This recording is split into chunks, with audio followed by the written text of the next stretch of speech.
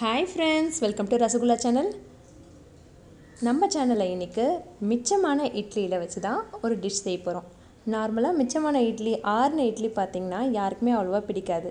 ஆனா அத வச்சே ஒரு சூப்பரான எல்லாருக்கும் பிடிச்ச மாதிரி ஒரு டிஷ் செய்யலாம் வாங்க. நான் இன்னைக்கு இதுக்காக 5 இட்லி எடுத்துர்க்கேன். இது எல்லாத்தையுமே இந்த மாதிரி கியூப்ஸா கட் பண்ணி எடுத்துக்கலாம். நான் மார்னிங் செஞ்ச இட்லியை தான் ஈவினிங் ஸ்நாக்கா செய்றேன். இந்த கட் பண்ண இட்லி எல்லாத்தையுமே எண்ணெய் சூடானதும் அதில் போட்டு பொரிச்சு எடுத்துடலாம். ஆயிலில் போட்டதுமே கரண்டி வச்சு திருப்பி விட வேணாம், கரண்டியில் ஒட்டிக்கும் இட்லி. கொஞ்சம் நல்லா கலர் மாறின அப்புறமா திருப்பி விட்டுக்கோங்க. நல்லா கோல்டன் ப்ரௌன் ஆகிற வரையும் கொஞ்சம் நல்லா வேகட்டும். அதுக்கப்புறம் வெளியே எடுத்துடலாம். பார்த்தீங்களா, கலர் நல்லா மாறிடுச்சு. இந்த ஸ்டேஜில் எண்ணெயை நல்லா வடிச்சிட்டு வெளியே எடுத்து வச்சிடலாம். இதே மாதிரி நம்ம வச்சுருக்க எல்லா இட்லியும் பொரித்து எடுத்துடலாம். இது இப்படியே சாப்பிட்டாலுமே நல்லா மொறுமொறுன்னு சூப்பராக இருக்கும். நெக்ஸ்ட்டு ஒரு பேனில் கொஞ்சமாக 1 டேபிள் ஸ்பூன் எண்ணெய் தான் சேர்த்துருக்கேன். அதோட சின்ன துண்டு இஞ்சி 2 பூண்டு தட்டிட்டு சேர்த்துக்கலாம். இதோட ஒரு வெங்காயம் கட் பண்ணி சேர்த்துக்கிறேன். ஒரு பெரிய வெங்காயம் எடுத்துருக்கேன். அதை கட் பண்ணி சேர்த்துட்டு லைட்டாக வதக்கிக்கலாம். இந்த டிஷ்க்கு காயெலாம் ரொம்ப வதங்கணும்னு அவசியம் இல்லை, சும்மா லைட்டாக வதக்கினா போதும். இதோட ஒரு பச்சை மிளகாயை சின்னதாக கட் பண்ணி சேர்த்துக்கலாம்.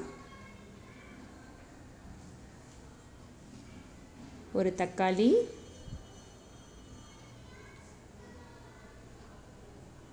கொஞ்சமாக குடமிளகாய் சேர்த்துக்கிறேன்.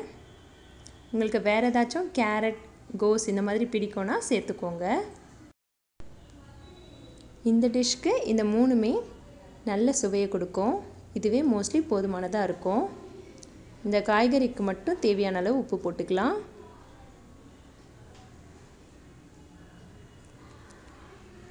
லைட்டாக வதக்கிட்டு, ரொம்ப இந்த காயெல்லாம் வேகணும்னு அவசியம் இல்லை, லைட்டாக வதங்கினா போதும். இதோட 1/4 ஸ்பூன் அளவுக்கு மிளகாய்த்தூள் சேர்த்துக்கிறேன்.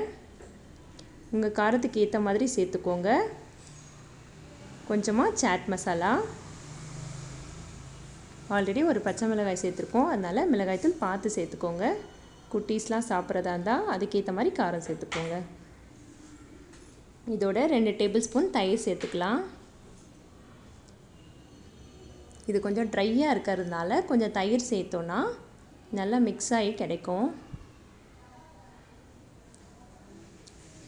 நம்ம இட்லி இதோடு சேர்த்து பொரிக்கிறதுக்கு நல்லாவே இதோட கலந்து வரும், அதனால தான் தயிர் சேர்க்குறோம்.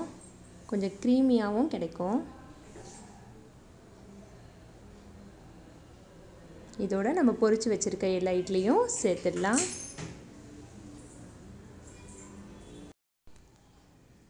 இந்த மசாலா எல்லாமே காய்கறியும் இட்லியோட நல்லா மிக்ஸ் ஆகிற மாதிரி நல்லா கிளறி விட்டுக்கலாம்.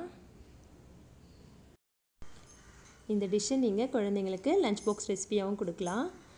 நீங்கள் மீந்த இட்லியில் இது இப்படி செய்யணும்னு அவசியம் இல்லை. இந்த டிஷ்ஷு சாப்பிட்ட அப்புறமா இதுக்காக ஃப்ரெஷ்ஷாக இட்லி செஞ்சு இந்த டிஷ்ஷை செய்வீங்க, அவ்வளோ நல்லாயிருக்கும். இந்த மாதிரி ஒரு டிஷ் நீங்கள் வீட்டில் செஞ்சு கொடுத்தீங்கன்னா சட்டுன்னு காலி ஆகிடும். சூப்பரான ஃப்ரைட் இட்லி தயார். உங்களுக்கு இந்த வீடியோ பிடிச்சிருந்துச்சுன்னா லைக் பண்ணுங்கள். கண்டிப்பாக உங்கள் வீட்டில் ட்ரை பண்ணி பார்த்துட்டு உங்களோட ஃபீட்பேக்கை எனக்கு கமெண்ட் செக்ஷனில் சொல்லுங்கள். Thank you friends.